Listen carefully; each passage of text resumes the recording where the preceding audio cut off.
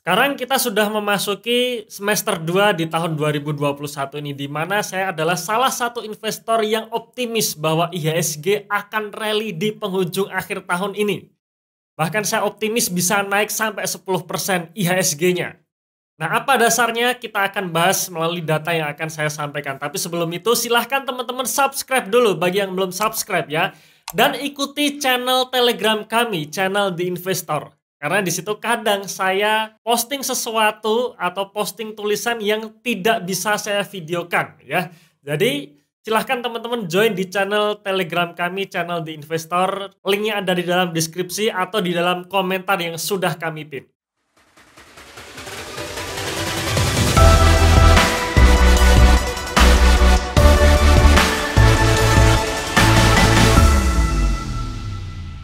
Oke, sebelum kita membahas mengenai potensi IHSG di penghujung tahun 2021 ini, saya ingin menunjukkan kepada teman-teman sekalian pergerakan IHSG di 13 tahun terakhir ya, sejak tahun 2007 sampai akhir tahun 2020. Ya, ini memang gambarnya sampai periode terakhir ya, saat video ini diambil. Ini adalah penutupan IHSG tanggal 15 Juli 2021, hari Jumat kemarin ya. Nah, kita lihat nih pergerakan IHSG. IHSG dalam perjalanannya memang fluktuatif ya. Pernah naik, kemudian turun. Kemudian naik lagi ya, naik lagi, turun. Kemudian naik lagi, turun, naik lagi, turun, naik, turun, naik, turun, dan seterusnya. Ya memang namanya market, ya memang naik turun. Dan teman-teman perlu ketahui ini adalah monthly chart ya. Chart dalam time frame 1 bulanan. Artinya dalam satu balok ini menandakan pergerakan IHSG dalam 1 bulan. Ya kita lihat dalam bulanan saja pergerakannya naik turun, apalagi kalau ini kita pecah nih dalam satu balok nih, kita pecah, kita lebarkan menjadi time frame mingguan atau bahkan harian, maka gambarnya akan lebih zigzag lagi gitu ya. Tapi karena kita akan melihat secara jangka panjang, maka kita lihat secara bulanannya saja. Dan sejak tahun 2007 sampai akhir tahun 2020, ternyata IHSG mencatat kenaikan ya. Dan kenaikannya juga menurut saya sangat bagus, di mana kenaikannya sebesar 240% dalam 13 tahun. Teman-teman sekalian, kalau kita bicara mengenai investasi jangka panjang di instrumen keuangan, ya menurut saya saham ini adalah instrumen yang menghasilkan yield yang paling bagus ya. 240% kenaikan indeks selama 13 tahun itu menandakan kalau misalkan kita bagi rata-rata per tahun ya sekitar 18%. Investasi yang menghasilkan return 18% per tahun yaitu lebih bagus dari instrumen apapun ya. Kita bicara mengenai suku bunga deposito. Kemudian kita bicara mengenai kenaikan inflasi. Kita bicara mengenai kupon atau yield yang diberikan oleh obligasi yang diterbitkan pemerintah. Nah, itu tetap jauh di bawah IHSG, teman-teman sekalian ya. Maka kalau misalkan kita bingung untuk membeli saham apa atau untuk mencari saham apa yang bagus, ya sudah kita beli reksadana indeks saja. Kemungkinan besar dalam jangka panjang tetap akan bagus gitu. Nah, ini untuk pergerakan indeksnya. Bayangkan ketika indeks naik 240% dalam 13 tahun, pasti ada saham-saham yang naiknya lebih dari ini teman-teman ya. Kalau kita bicara mengenai saham yang saat ini menjadi saham favorit ya, favorit baik retail maupun institusi, kita lihat saja ya mengenai saham BBRI dan BBCA. Dua saham ini kalau kita tarik garis lurus selama 13 tahun, ternyata returnnya lebih dari 600%. Artinya kalau lebih dari 600% dalam 13 tahun, kita bagi rata per tahun ya naik sekitar di atas 46%. Itu artinya adalah investasi yang sangat menguntungkan. Tapi memang perjalanan kenaikan dalam jangka panjang ini ya tidak selalu naik ya, seperti deposito yang setiap bulan selalu naik, seperti yield obligasi pemerintah yang selalu naik. Pasti akan ada fase naiknya kenceng, di periode tertentu turun dulu, kemudian akan menjadi naik lagi. Nah oke, balik ke sini lagi ya. Ini mengenai IHSG selama 13 tahun terakhir. Nah sekarang kita lihat nih pergerakan IHSG dalam tahunannya ya. Data ini saya ambilkan dari Koran Kontan edisi 17 Juli 2021 ya. Dimana di dalam artikel tersebut penulisnya adalah Bapak Wawan Hendrayana. Beliau adalah Head of Investment Analyst di perusahaan Infovesta ya. Infovesta Utama. Beliau menjabarkan ini. Saya ambilkan dari situ, jadi saya tidak menghitung sendiri, tapi saya langsung ambil saja dari data yang disampaikan oleh beliau. Nah, ini ada kolom tahun 2007 sampai 2021 ya. Kemudian ini ada MDD. MDD ini adalah maksimum drawdown ya, artinya penurunan terendah dari harga atau dari indeks tertinggi, dari level tertingginya. Jadi misalkan nih IHSG di bulan Januari ya, di awal tahun misalkan indeksnya berada di level 1000. Di bulan Maret menjadi 1300 dan di bulan Mei menjadi katakanlah 900. Nah, maka MDD ini menghitungnya adalah level tertinggi di 1300 ke 900 level terendahnya. Nah, seperti itu ya. Jadi MDD ini bukan dari awal tahun sampai akhir tahun, bukan, tapi dari level tertinggi menuju level terendah. Kemudian ada kolom return ya. Return ini adalah yield yang dihasilkan oleh IHSG dalam jangka waktu 1 tahun ya. Artinya dari pembukaan perdagangan di awal Januari sampai ditutup di akhir tahun ya, atau di akhir bulan Desember. Nah, ini adalah returnnya. Jadi ini adalah return tahunannya. Kemudian ada kolom hari. Hari ini adalah kolom di mana indeks melakukan rebound ya, atau indeks terjadi rebound. Rebound ini adalah perhitungannya dari level terendah sampai menuju ke level tertingginya. Jadi kalau misalkan 23 hari di sini, maka level terendah di tahun 2007 rebound ya, terjadi rebound sampai di level tertingginya membutuhkan waktu 23 hari. Nah, sekarang kita coba bahas satu persatu ya. Kenapa kok akhirnya saya simpulkan, saya optimis di tahun 2021 ini selambat-lambatnya di awal tahun 2020 IHSG bisa naik 10% secara returnnya ya. Sekarang kita lihat tahun 2007 ya, MDD-nya sampai 20% ya. Jadi kita akan soroti MDD terbesar ya, 2007 dan 2008 nih. 2007 sampai 20% dan 2008 60%. Ya, teman-teman mungkin ingat ya, di tahun 2008 ini ada krisis yang diakibatkan oleh subprime mortgage ya di Amerika sana. Yang dimana krisis subprime mortgage ini juga berakibat ke bursa di seluruh dunia termasuk Indonesia, yang dimana Indonesia turun sampai 60%. Dan di sini kalau teman-teman juga ingat berita politiknya waktu itu adalah dilikuidasinya atau di bailout-nya ya Bank Century yang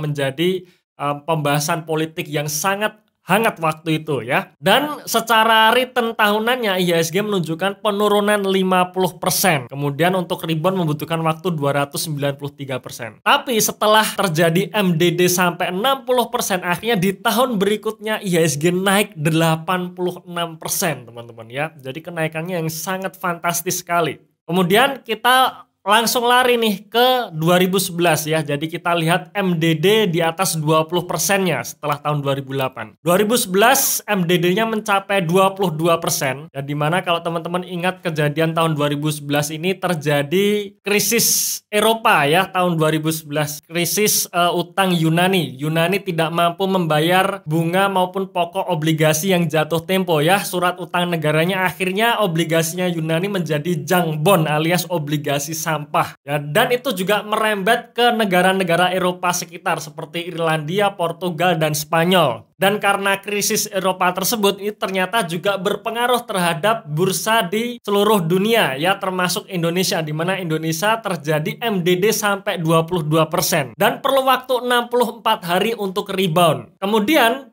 setelah terjadi MDD besar di tahun 2011, di tahun 2012-nya alias 1 tahun berikutnya IHSG naik sebesar 12%. Kemudian sekarang kita masuk nih ke MDD di atas 20% berikutnya, yaitu di tahun 2013 ya. Tahun 2013 ini mungkin juga teman-teman masih ingat, di sini Amerika sudah melakukan atau mengurangi kuantitatif easing-nya ya. Jadi sejak krisis subprime mortgage tahun 2008, Amerika kemudian melakukan kuantitatif easing, di mana Amerika melalui The Fed dia membeli obligasi dalam jumlah yang besar setiap bulannya, alias bahasa gampangnya sekarang ini adalah cetak duit. Nah, tahun 2013 perekonomian Amerika mulai membaik dan Amerika mulai mengurangi stimulusnya, yang menyebabkan dolar-dolar mulai balik nih ke Amerika, termasuk ke Indonesia. Ya, termasuk ke Indonesia. Akhirnya ketika asing mulai keluar dari Indonesia tahun 2013 ini terjadi MDD sampai 23% dan butuh waktu sekitar 99 hari untuk rebound. Dan balik lagi nih, setelah MDD besar di tahun 2013, tahun berikutnya berikutnya tahun 2014 IHSG naik 22%. Ya. Kemudian setelah itu masuk nih di tahun 2015. Inilah tapering yang dilakukan Amerika akhirnya terjadi, di mana Amerika akhirnya menaikkan suku bunga untuk pertama kalinya ya setelah krisis subprime mortgage ya. Dan disinilah terjadinya tapering, di mana dolar-dolar yang tadinya sudah mulai keluar dari negara-negara berkembang termasuk Indonesia benar-benar disedot balik ke Amerika. Ya, kalau teman-teman waktu itu masih ingat tahun 2015 kemarin rupiah sampai minus sekitar 9%-an ya. Jadi terdepresiasi alias melemah sampai 9%. Dan butuh waktu 174 hari untuk rebound dari level terendahnya sampai ke level tertingginya di tahun tersebut. Dan setelah tahun 2015, tahun 2016 IHSG naik 15%. Ya, jadi naiknya cukup signifikan setelah terjadi MDD yang cukup besar di tahun sebelumnya. Nah, sekarang kita langsung masuk aja nih ke tahun 2020 ya. Jadi setelah MDD terbesar di 2015 yaitu 25%, selanjutnya nggak ada MDD yang signifikan. Baru tahun 2020 terjadi lagi nih MDD sebesar 37% ya. Karena ada pandemi COVID yang menjadi krisis di tahun 2020 kemarin. Ya, penurunannya juga sangat signifikan sebesar 37%. Jadi sempat naik dari level tertingginya sekitar 6.400 langsung terjun ke level 3.900-an. Tetapi ternyata hanya butuh waktu 70 hari untuk rebound. Ya, menariknya untuk reboundnya hanya butuh waktu yang sebenarnya relatif singkat. Masuk nih di tahun 2021, di mana kalau kita lihat ya, sejak MDD yang terjadi sangat signifikan di atas 20% di tahun sebelumnya, biasanya di tahun setelahnya akan terjadi kenaikan IHSG. Nah, saat ini ya, sampai video ini diambil artinya IHSG saat ini ditutup ya, acuan kita di tanggal 15 Juli kemarin IHSG baru naik 1% nih. Baru naik 1%. Nah, apakah akan mengulang sejarah di tahun-tahun sebelumnya, di mana setelah terjadi MDD besar biasanya akan terjadi potensi kenaikan IHSG yang signifikan di tahun setelahnya ya. Jadi kalau kita lihat di 13 tahun terakhir biasanya setelah krisis terjadi bullish IHSG. Nah, sekarang kita lihat nih IHSG di tahun 2021 ini ya. Perjalanannya memang fluktuatif sekali ya. Ini adalah daily chart ya. Artinya dalam satu balok ini menggambarkan pergerakan IHSG dalam satu hari. IHSG sempat naik nih di awal Januari tahun 2021 ini sampai menembus level 6.500 ya. Kemudian akhir Januari mulai terjun bebas dan awal Februari mulai rebound. Ya, kalau teman-teman mengikuti channel di Investor ini di sekitar bulan Februari saat IHSG menyentuh di level 6.300 sampai 6.400, kita sudah upload nih video potensi terjadinya koreksi IHSG di tahun ini. Dan memang betul ya, setelah kami upload video tersebut ya di bulan Mei-nya, ya memang karena biasanya ada fenomena sell in May and go wait ya, IHSG turun. Dan kalau kita lihat level tertingginya sampai level terendahnya IHSG turun 10,48%. Ya, ini waktu awal tahun kemarin saya sedikit ingat ya, waktu itu masih ada fenomena SWF di mana saham-saham karya itu naik kenceng. Ya, kalau teman-teman kebetulan beli saham karya, saham infrastruktur di awal tahun ini, kemungkinan saat ini kalau belum dijual posisinya nyangkut sekitar 40% ya. Kemudian setelah bulan Mei, IHSG berangsur-angsur naik dan kemudian sideways sampai sekarang ya, di mana level IHSG hanya bergerak di 6.000, 6.100, turun 5.900, naik lagi ke 6.000 dan seterusnya nih. Nah, tetapi kalau kita lihat historis yang saya sampaikan di awal tadi, harusnya tetap ada potensi kenaikan di penghujung tahun ini ya. Jadi kalau di sini teman-teman yang mungkin masuk di sekitar bulan Mei kemarin, terutama untuk membeli saham-saham yang masih under value ya, masih under value belum naik ya, siap-siap nih teman-teman nanti akan mendapatkan bagger di akhir tahun ini. Kalau memang potensinya terjadi atau proyeksinya terjadi, di mana di penghujung tahun ini kinerja IHSG seharusnya bisa naik 10%.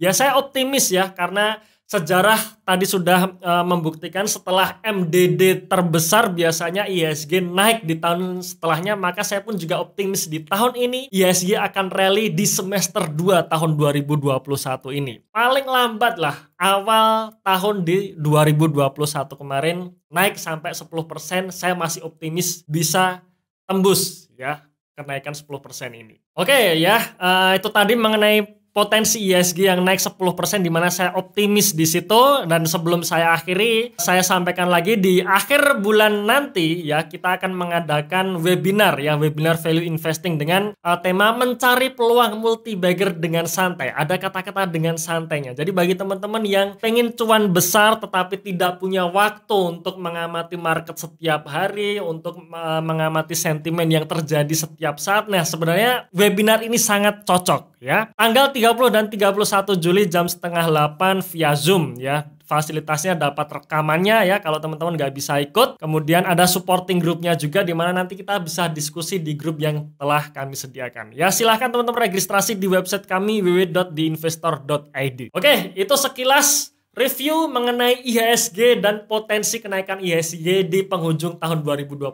ini ya. Terima kasih sudah menonton sampai akhir. Saya tunggu Anda di webinar kami akhir bulan ini. Salam Passive Income.